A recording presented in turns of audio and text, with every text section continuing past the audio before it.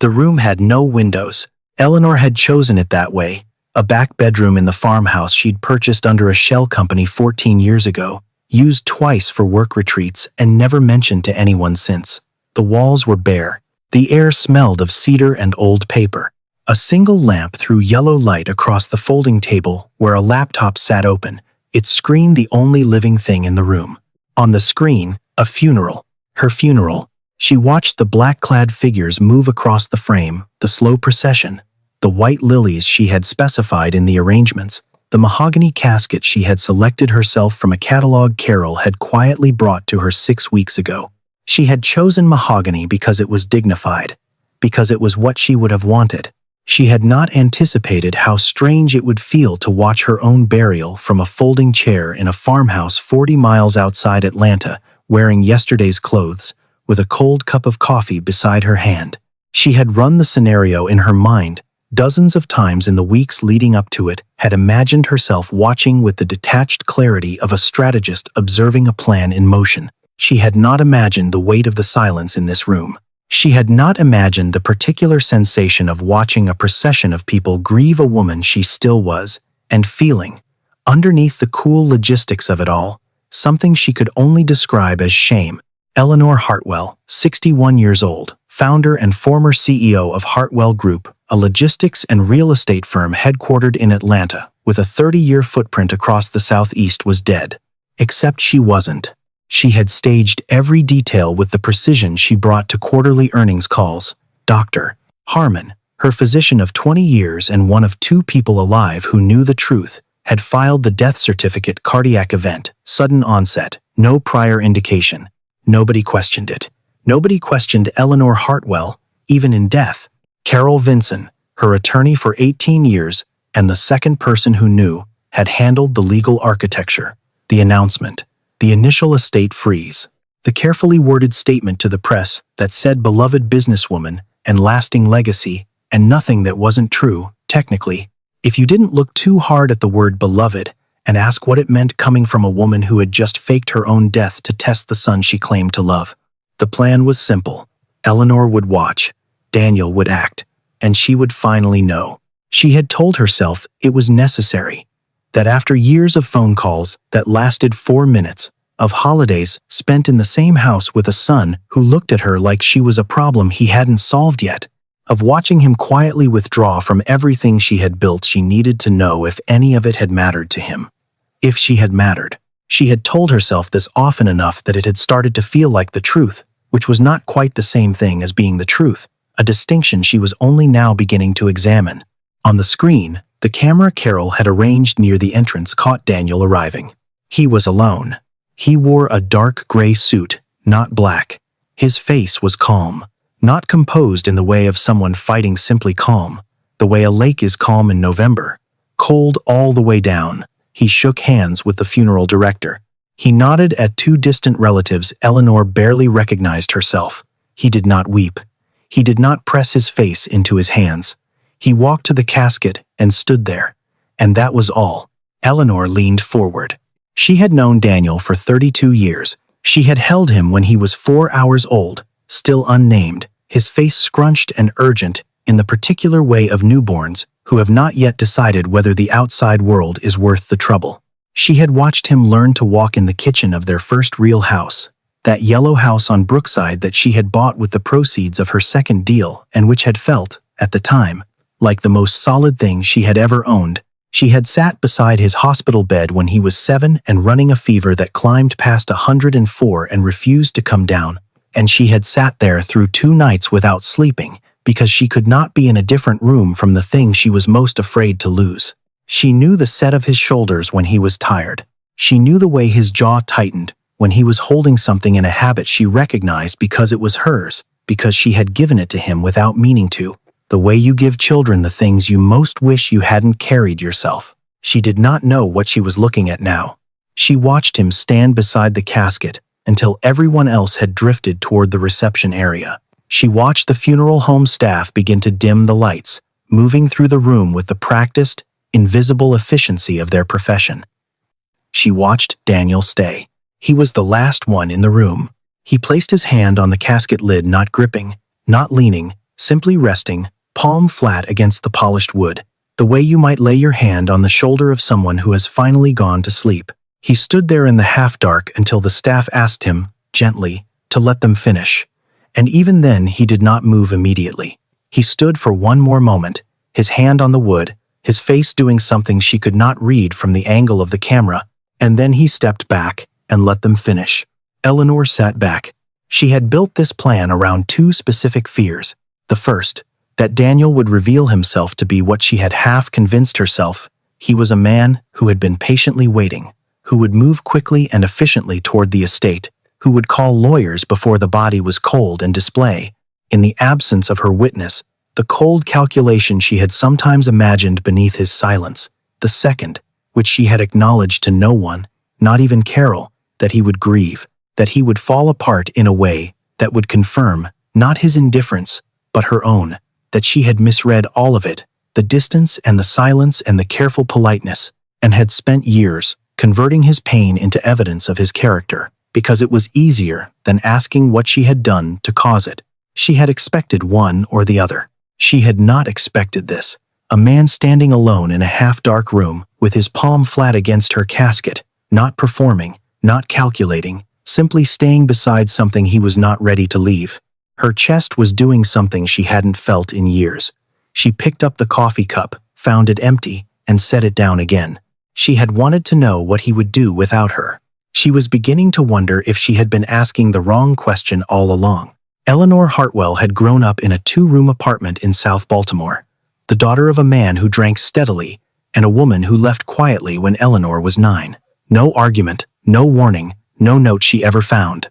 One morning her mother was at the stove making oatmeal, and 2 mornings later she was simply not there anymore, and Eleanor had stood in the kitchen in her school uniform for a long time waiting for an explanation that did not come. Eventually she had understood that the explanation was not coming and had made herself breakfast and gone to school and not told anyone, because she understood, with the precocious clarity of children in difficult circumstances, that telling people would make it real in a way she wasn't ready for.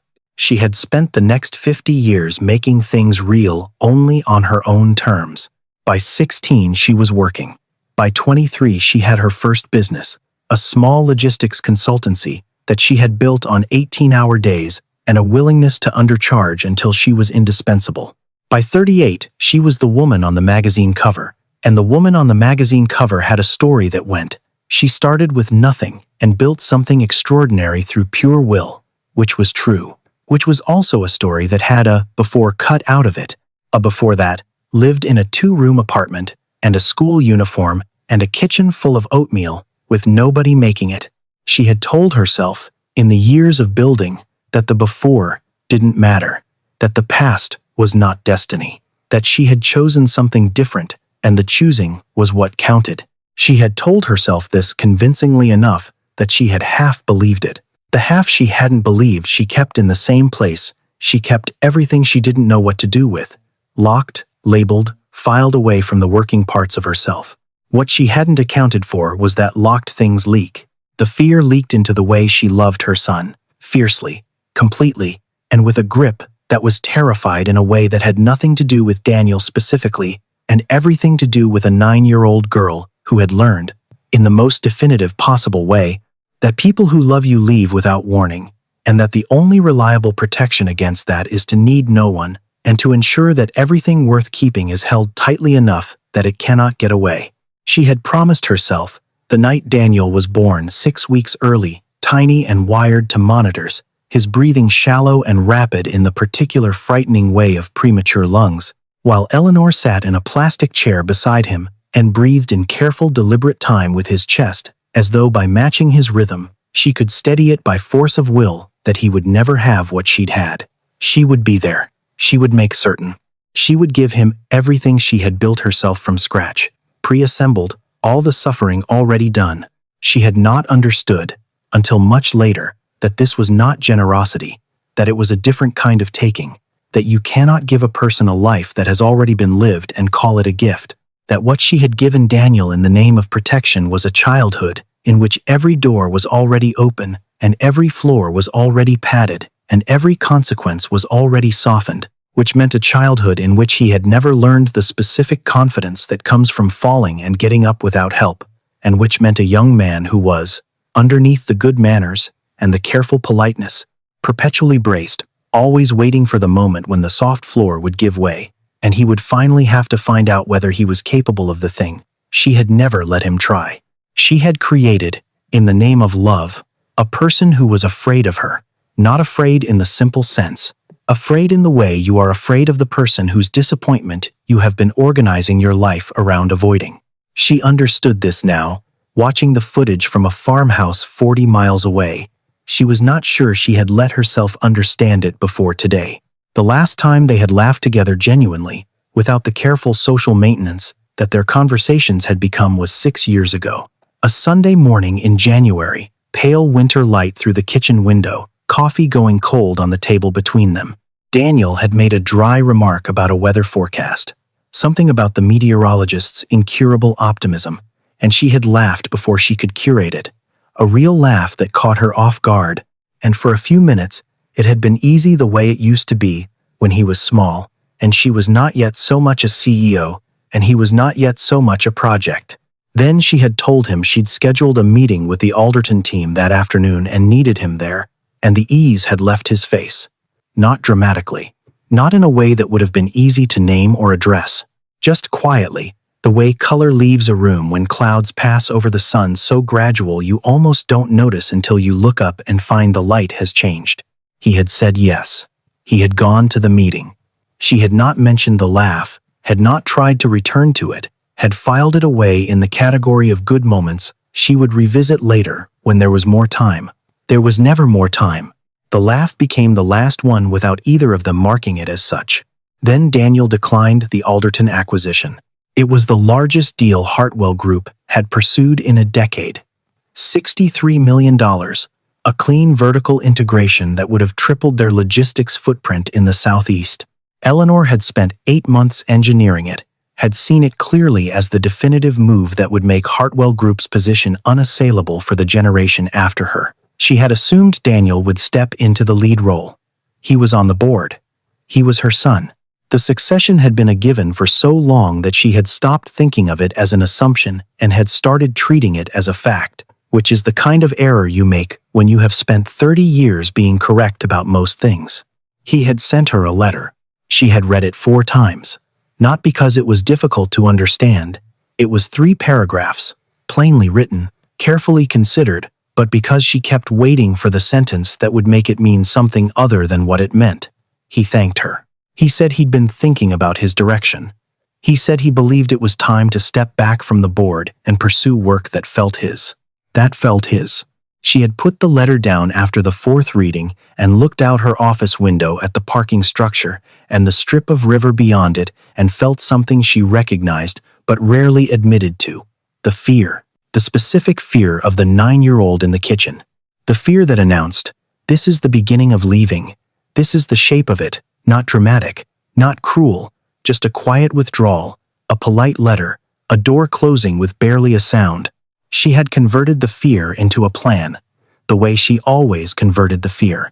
Carol had told her it was a terrible idea, had said so directly, which was Carol's way. 18 years of watching Eleanor make decisions had not made Carol more deferential, only more precise in her objections. You're going to break something that can't be fixed, Carol had said. In the farmhouse, the day they finalized the details. Daniel isn't a problem you can solve by running a test on. He's your son. I know what he is, Eleanor had said. Carol had looked at her for a long time with the particular expression of a person who disagrees but understands that disagreeing further is not going to change anything. Do you? Because if you knew, you wouldn't need to do this. The fact that you need to do this, she had stopped. The fact that you need to do this is the thing worth looking at. Not Daniel. You. Eleanor had not responded to that. She'd looked out the window at the bare November field and thought about a boy with a fever and a woman who had sat beside his bed for 2 nights and promised, in the particular way you make promises at 3 in the morning when you are most afraid, to never let anything happen to him. She had included herself in the things she would not let happen to him. That was the error she was only now beginning to name. The obituary ran on a Tuesday.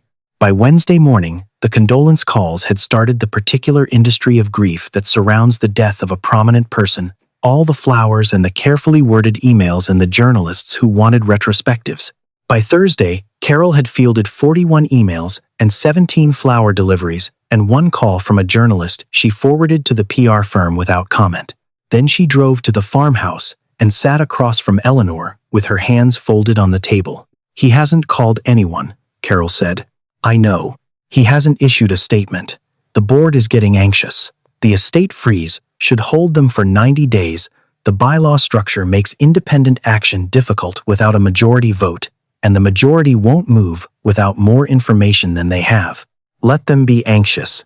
Harriet watched the live feed from the security camera outside Hartwell Group headquarters. Daniel had arrived at 8:47, an hour earlier than his usual time when he bothered to come in at all. He had not left. She watched the building entrance and thought about what he was doing in there, and found, to her unease, that she genuinely did not know. She had always believed she knew what Daniel would do in any given situation. That was part of what had made the letter so disorienting, not the content, but the discovery that she had been wrong about knowing. The whispers started within 48 hours. They always did. Wealth had its own social immune system, fast, efficient, and unkind. The question of what Daniel Hartwell would do was not, in those circles, merely a personal matter. It was a restructuring question, a market question. People who moved money in that city watched transitions in major privately held firms the way they watched weather. "He didn't cry," she heard, secondhand through Carol, a comment from a reception she hadn't attended because she was dead, not once. Cold as his mother, but without the bite. "He's waiting," someone else had apparently said. "Give him 2 weeks." Eleanor heard these things and felt something she had not expected, not vindication, not the grim satisfaction of her worst suspicions confirmed. Something closer to nausea. These were people who had sat at her table, who had called her formidable and meant it as a compliment and possibly also as a warning. And they were reading her son's silence and his stillness and his failure to perform grief in the expected register and constructing a story around it, the same story she realized that she had been constructing for years. She had taught them to do that. She had modeled it, the posture of someone who looks at restraint and calls it coldness, who looks at distance and calls it calculation, who does not ask what lives underneath because she has already written the narrative. She had spent 30 years in those circles demonstrating that interpretation, and now they were applying it to her son, and she was sitting in a farmhouse 40 miles away watching it happen and unable, for the first time, to call it realism. On the 9th day, Carol called. "He's requested a 90-day hold on all major financial decisions, pending review." A pause. "He's not reviewing the investment portfolio, not the acquisition pipeline. What is he reviewing?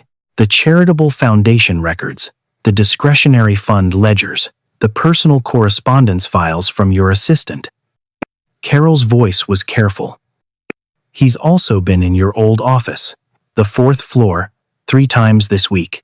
Eleanor had kept that office for reasons she had never fully examined. It was the first space that had been truly hers, not a borrowed desk or a rented suite, but a room with a key she'd had cut herself, a window that looked out over a parking structure, and, if you lean just right, a thin strip of river. She had moved to the 14th floor 12 years ago because the 14th floor made sense for a CEO of her standing, and because the 4th floor office was small, and the view was a parking structure, and because she had told herself she was keeping it for practical reasons, overflow, privacy, and had been lying to herself about that, in the particular way you lie to yourself about the things that matter most. She hadn't told Daniel about it. He had found it on his own. She thought about the bottom drawer, about what was in it, about what Daniel would make of it if he found it. On day 14, Daniel sold the Patek Philippe.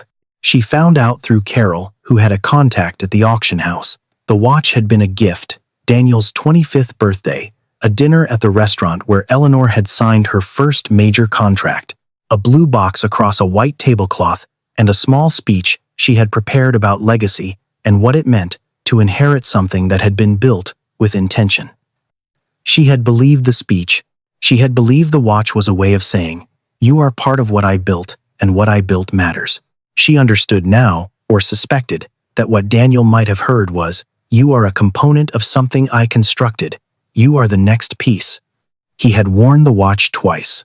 She had told herself he was careful with nice things. She had not asked him whether he liked it. It had not occurred to her that the question was available.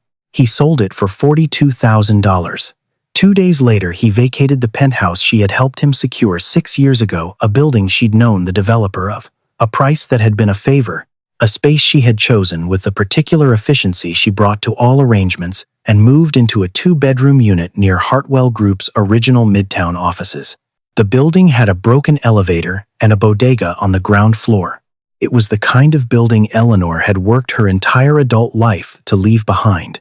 It was the kind of building her son had chosen to move into after her death, deliberately, with the money from a watch she had given him. She turned it over, the way she turned over all problems, looking for the calculation, the angle, the strategic logic underneath. She could not find one.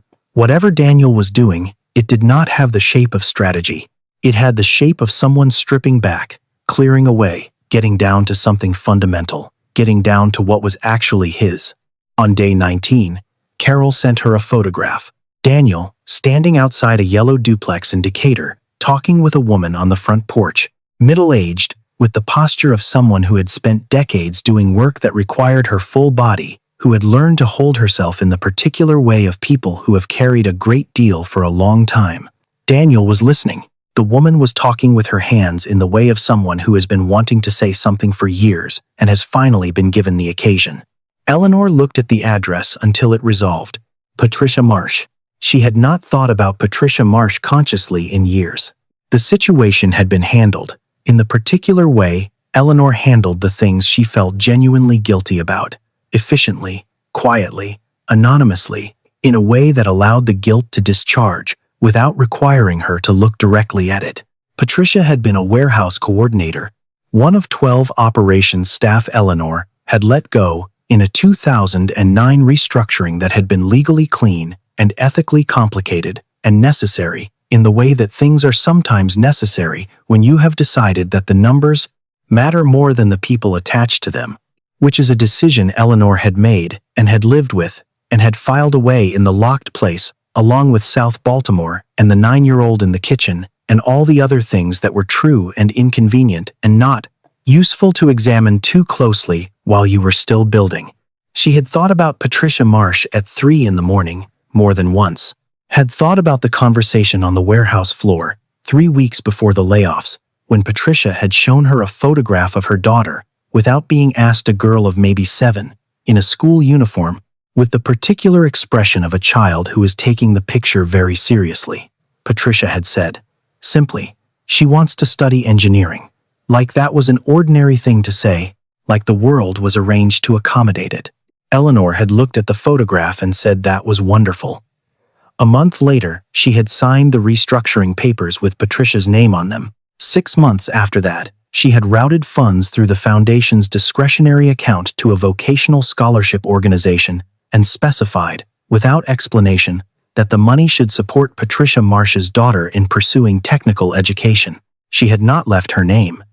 She had done it because she was standing at her 4th-floor window at 3 in the morning, and she could not sleep, and the alternative to doing something was continuing to not sleep, and because somewhere underneath the locked places and the filed-away things, there was still the 9-year-old who had stood in a kitchen waiting and who understood, in a wordless fundamental way, what it meant to have someone arrange the world so that you had a chance. Daniel had found Patricia anyway. Carol had positioned herself nearby that day and called that evening. He stayed for 2 hours, Carol said. Patricia talked most of it. She told him about the scholarship she'd only recently found out it came from your foundation. Someone at the school let it slip when the foundation sent a follow-up inquiry. She said she'd been trying to find a way to say thank you for years and didn't know where to direct it. What did he say? He mostly listened. He asked her what you were like to work for. Carol paused. Patricia said you were the hardest person to read she'd ever worked for. Said you never seemed to need anything from anyone. But she said one time, during a site visit, she saw you spend 10 minutes talking with a child who was waiting for his mother in the break room. She said you talked to him like he was the most important person in the building. She said she used to think about that when she wanted to be angry at you. She said it complicated things. The line was quiet. He thanked her, Carol said, stood up to leave. A pause. Then he sat back down, and he said, I'm sorry she never got to hear this herself. Eleanor sat with that for a long time after the call ended. She sat in the cedar-smelling room and thought about a son who had driven to Decatur on a weekday to sit on a stranger's porch and listen to stories about a woman he believed was gone, who had said, I'm sorry, she never got to hear this, in a voice Carol described, quietly, as wrecked. Who was building something with the money from a watch she had given him, and the blueprints from a document she had never shown him, and the name he had given that something was hers. She thought about the watch, the penthouse, the foundation records, the fourth-floor office, the letters in the bottom drawer. She thought about a 9-year-old in a kitchen and a woman who had spent 50 years converting that girl's fear into forward motion and had never stopped to ask whether the girl herself had healed or whether she was simply buried under 50 years of forward motion with the fear still intact underneath. She thought, I have been wrong. Not about facts. The facts were what they were, and she had always been precise about facts. Wrong in the way that matters more than facts. Wrong about what she was looking at. Wrong about what the distance meant. Wrong, possibly, about most of it. She had not moved from the chair in 4 hours. She did not move now. She sat with the wrongness and let it settle into her and did not convert it immediately into a plan, because for once, there was no plan available that would help. There was only the thing itself. A 61-year-old woman in a windowless room who had faked her own death to test her son and had discovered, at the end of it, that the thing she had been testing was herself. Ben Gallagher had known Daniel Hartwell since they were 14. They had met the 3rd week of freshman year at Whitmore Academy. Daniel had sat down uninvited at Ben's lunch table and said, without any preamble at all, you look like you don't want to be here either. And Ben had looked at this quiet, precise boy and thought, accurate on both counts. And they had been friends since that afternoon, in the way that certain friendships form, not through enthusiasm, but through the specific relief of being correctly seen by someone. They had drifted, as adult lives drift. Ben was in Atlanta now, running a mid-size architecture firm, married, settled in the way Daniel had always seemed to orbit without landing. They texted. They had dinner once or twice a year. The friendship had the comfortable low-maintenance quality of something built on a real foundation. Daniel called on a Thursday evening, 3 weeks after the funeral, and Ben answered on the second ring and knew immediately from the quality of the silence, before Daniel spoke, that this was not a regular call. They talked around it for a while, Ben offering condolences with the care of someone who had met Eleanor Hartwell perhaps 4 times and understood her as a force field around her son more than as a person. Daniel accepting them with the brief, calibrated thanks of someone who had been doing this for 3 weeks and had found a register for it that was honest without being exposing. Then, the pause that in their specific friendship meant, here is the actual thing. Can I ask you something? Daniel said. Yeah. Did you ever? He stopped, restarted, more carefully. Do you know what it's like to love someone and have no grammar for being near them? Like the relationship exists in a language you were never taught. Ben was quiet. Are we talking about your mother? Yes. Then yes. I think most people know that, to some degree. I don't mean generally. I mean specifically having no grammar at all. Like I could see the relationship from the outside. I could describe it to you. I knew she loved me. I knew I loved her. And I still could not get to it. Every time I tried, there was this. He searched for the word. Interference. Like trying to tune a radio to a station that exists, but that you can't quite find. Ben waited. He had learned, over 22 years, that Daniel's silences were not vacancies. They were working silences. You waited them out, and what came after was usually the thing he'd actually been trying to say. She used to look at me a certain way, Daniel said, when I did something she hadn't planned for. This flicker just for a second, across her face. I spent years deciding it was disappointment, building my entire understanding of what I was to her around that flicker. But I talked to a woman in Decatur last week, someone my mother had helped, years ago, without telling anyone, and she told me things about my mother I had no idea were true. There were I found letters in her office, Ben. 11 letters she had written to me, for birthdays and graduations, that she kept in a drawer and never sent. His voice was doing something careful, controlled the way you control something that is close to the edge. She wrote them. She kept them. She could not send them. And I keep trying to understand what that means. What kind of person writes 11 letters and cannot send them? And I think the answer is a person who is as afraid as I was. A person who never learned any more grammar for this than I did. The line was quiet. You're finding out who she was, Ben said. I'm finding out after, Daniel said. That's the part I'm trying to find a way to carry. I'm finding out after, and there's nothing I can do with what I know except use it. Except build something with it, and hope that counts for something. Ben stayed on the line for another hour. He did not offer solutions. He offered what he could offer, which was the company of someone who had known Daniel long enough to understand that the man did not need to be fixed, only accompanied. In the farmhouse, 40 miles away, Eleanor heard the last of this through a phone Sheila was holding against the glass. Carol had come to the building on Ponce de Leon on her own the night before opening, had heard Daniel inside, had called Eleanor without being asked, because after 18 years, Carol understood certain things about what Eleanor needed, even when Eleanor had not asked for it. Eleanor listened to her son describe the grammar they had both been missing for 32 years and felt the full weight of the farmhouse, the windowless room, the cold coffee, the plan she had built out of fear and called wisdom. She put down the phone. She sat for a while in the silence that had no windows. Then she picked up her keys. She drove herself. She had not driven herself anywhere that mattered in 11 years. There were people for that, arrangements, a life organized so that the logistical frictions were handled by others and she could direct her attention to the things that required it. But at 11:53 on a Wednesday night, she backed the old Subaru out of the gravel drive with no headlights until the main road and drove 40 miles through the dark with both hands on the wheel. She did not turn on the radio. She did not rehearse what she was going to say, because she had finally understood that what she needed to say was not the kind of thing that could be rehearsed, that the whole architecture of her life had been built on the premise that preparation was protection, that if you thought about something long enough and hard enough in advance, you could control how it landed.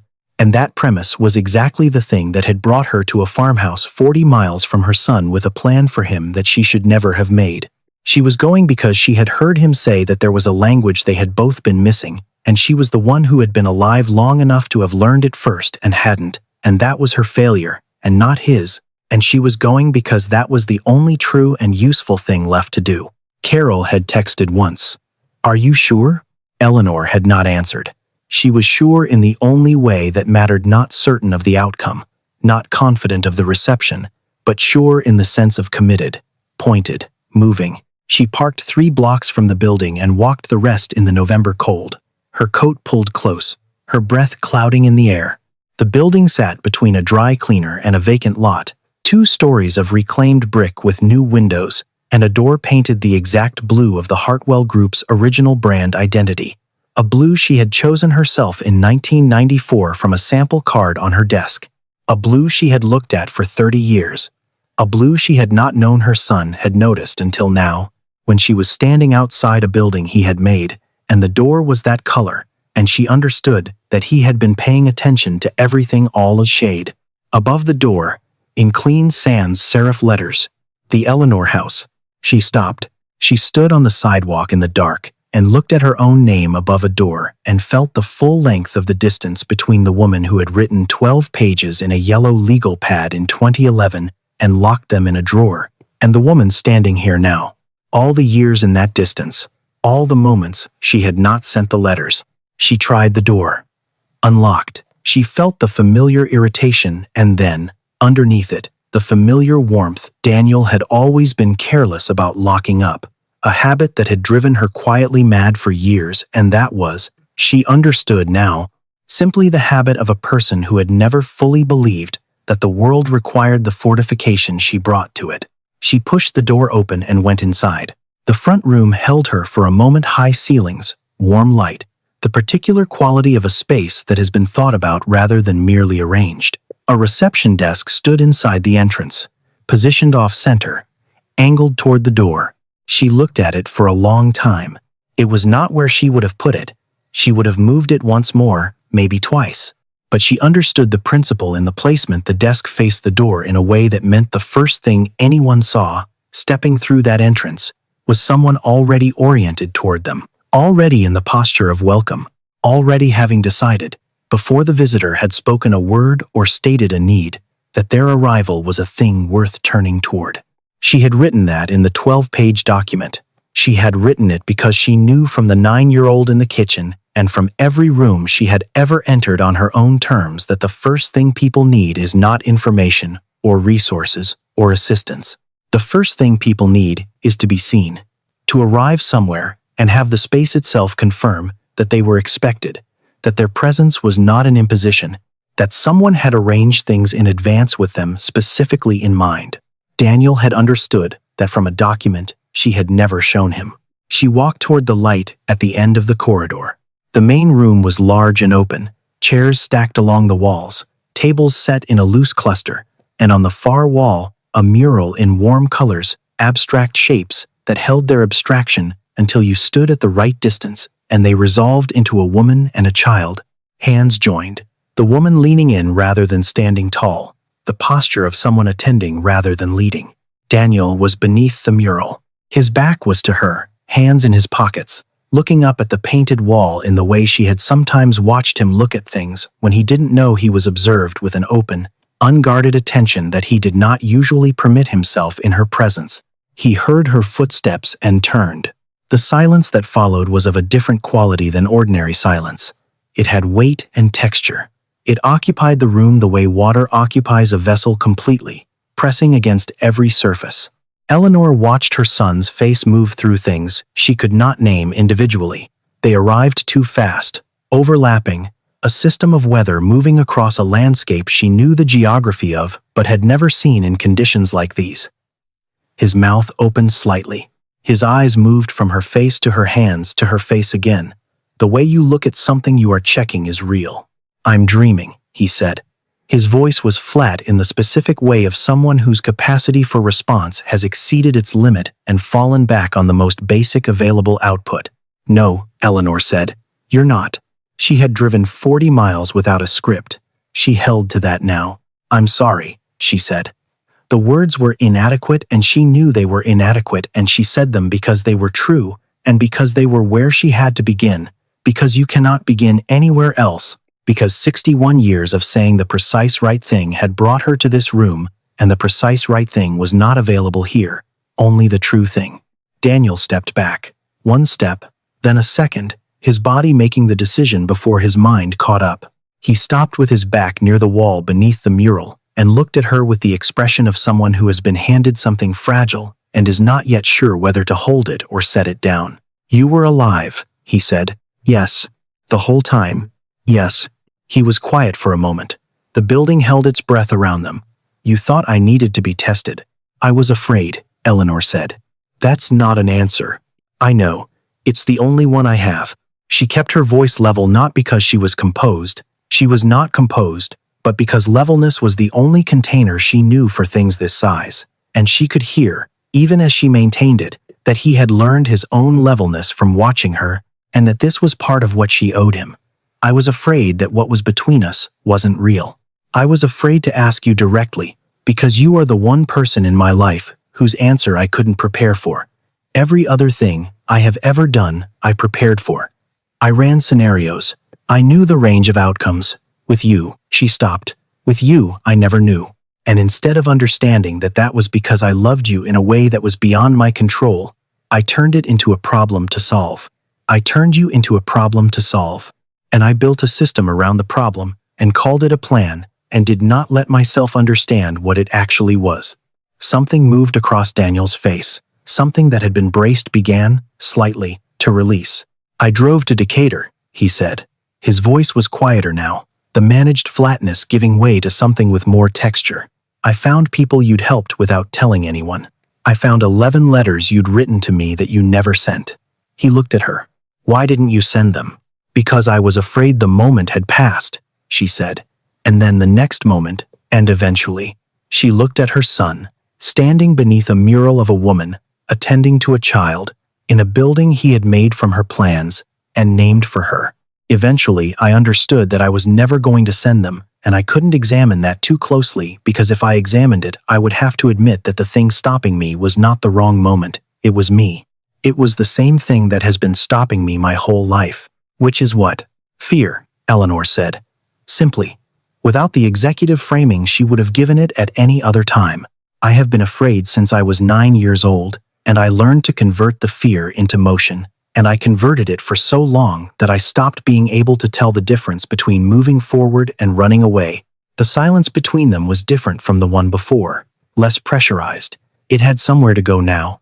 I never left because I stopped caring, Daniel said. Eleanor went very still.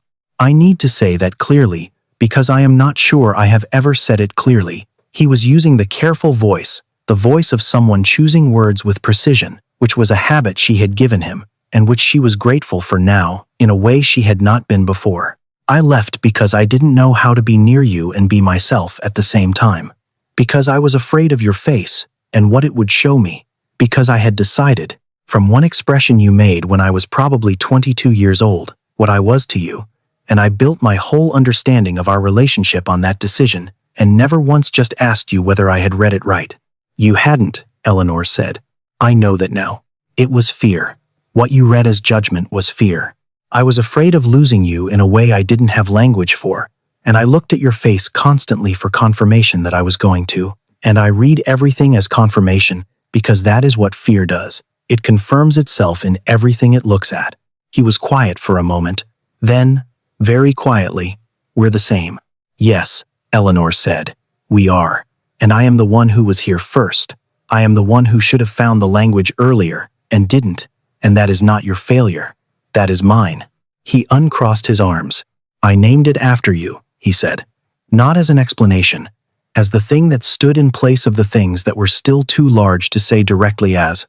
I never stopped. As, even at the furthest distance, I was still oriented toward you. I know, Eleanor said. I read the filing. He made a sound something between a breath and a laugh, involuntary, genuine, the first real sound she had heard from him in the room, and it changed the temperature by a fraction of a degree and she felt it. She crossed the room. Not quickly. She was done with quick. She had moved quickly for 61 years, and it had brought her to a farmhouse with no windows and a plan she should never have made. She moved now with the deliberateness of someone who understood that how you approach a thing is part of what you are telling it, and she wanted this approach to say, I am not here to manage this. I am not here to arrange an outcome. I am here because you are here, and I have run out of reasons not to be. She stopped 2 feet from him, close enough to see the 32 days in his face, the specific exhaustion of someone who has been grieving in earnest, who has driven to Decatur and read letters in lamplight and stood in an empty building talking to a photograph and carried all of it without telling anyone it was grief, because he did not have anyone he could tell, because the person he would have told was the person he was grieving. She put her hand out, palm up, open, not taking offering, the gesture of someone who has finally understood the difference. Daniel looked at her hand. He looked at it for a long time, long enough that she felt the full vulnerability of the gesture, the specific exposure of a hand extended with no guarantee. She held it there. She did not retract it. She was done with retraction. Then, he put his hand in hers. Not a collapse, not a performance, just his hand in her hand, in the room with her name on it, in the city where they had spent their lives in the same orbit without ever quite finding the same gravity. She closed her fingers around his. Neither of them spoke. They stood in the building he had made from her blueprints, and the silence between them was not the silence she had built her life around, not the silence of distance, not the silence of things unsaid, because saying them was too dangerous. It was the silence of 2 people who had finally arrived at the same place and did not yet need words for it. The silence of something that was just beginning. It was not easy after that. She had not expected easy. Easy was not a thing she had ever trusted, and this was not the moment to start. There were conversations that broke apart in the middle and had to be resumed days later, conversations where Daniel said something that was true and that she did not know how to receive, and had to leave the room before she could respond to it honestly. There were evenings that ended too soon because one of them reached the edge of their capacity for that level of honesty and needed to go home and sleep before the next attempt. There were things she had done that required acknowledgement and not explanation, and she had spent 61 years explaining, and it turned out that what she needed to learn to do was stop. She was learning. The board of Hartwell Group was told, 6 weeks after the opening, that Eleanor was alive. The explanation was insufficient, and she knew it was insufficient, and she gave it anyway, because it was what she had, and because she owed it to the people who had arranged their professional lives around the assumption of her death. Several resigned. Others stayed with the particular pragmatism of people who have worked long enough with powerful women to have developed a high threshold for the inexplicable. Gerald Fitch sent a card. "I'm glad you're not dead, even if the method was unsound." She kept it. Ben Gallagher came to the center's second open house at Daniel's invitation. He shook Eleanor's hand in the doorway with the directness of someone who had been hearing about her for 22 years and had decided to form his own view. Then he said, "He talked about you like you hung the moon. Every time. For 22 years, whatever was between you, that's how he talked about you. I thought you should know that." Then he went inside to find Daniel, and Eleanor stood in the doorway in the winter air for a moment and let that in, the way she was trying to learn to let things in, without immediately converting them into something else. The Eleanor house opened with 14 families in its first intake cohort. She stood in the back of the main room on opening day and watched the families arrive. Young mothers with children on their hips, moving through the entrance with the specific alertness of people who have learned to assess a space quickly, who have learned not to assume. Women arriving alone, pausing just inside the door, taking in the warm light, and the desk already angled toward them, and the young woman already turning from across the room, and then, degree by degree, the shoulders coming down. The particular loosening of a person who has found that a space is what it said it would be. A girl of perhaps 8 who let go of her mother's hand immediately on crossing the threshold and walked straight to the window and pressed her nose against the glass, with the complete assurance of a child who has decided in 3 seconds that this place is safe enough to be curious in. Daniel appeared beside Eleanor without announcement, the way he moved quietly, suddenly present, with the unhurried quality of someone who had stopped needing to make an entrance. "The reception desk looks right," she said. "I moved it twice. I was still unsure. I would have moved it 3 times and still been unsure." A pause. "You can still move it." She looked at him. He was watching the room with the satisfaction of someone who has translated something from one form to another and found that it holds the look she had worn herself, in other rooms, at the end of other long efforts. She recognized it the way you recognize your own expression in a stranger's face, with surprise, and then with something more complicated than surprise. She had spent 32 years trying to make him into the continuation of what she had built. He had become something she had not thought to plan for a person who had taken her blueprints and her wounds and her 11 unsent letters and built something that was both entirely hers and entirely his own, in the way that only happens when love survives the worst version of itself and comes out the other side with more understanding than it had going in. That was better than continuation. That was the only kind of legacy that actually lasts. The girl at the window turned away from the glass. She ran back across the room with her arms out and found her mother's hand, and her mother lifted her, and for a moment, the two of them stood together in the low winter light coming through the clean new windows of a building that had begun as a locked document and a locked fear and had become, through a long series of painful and necessary corrections, something that people could walk into and be seen. Eleanor stood beside her son and did not speak, because there was nothing that needed to be said, and because she had spent enough of her life filling silence with language she used as a way of controlling the distance between herself and the things she was most afraid of.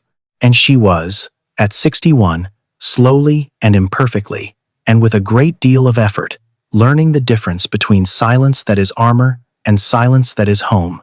This was the second kind. She stood in it and let it be.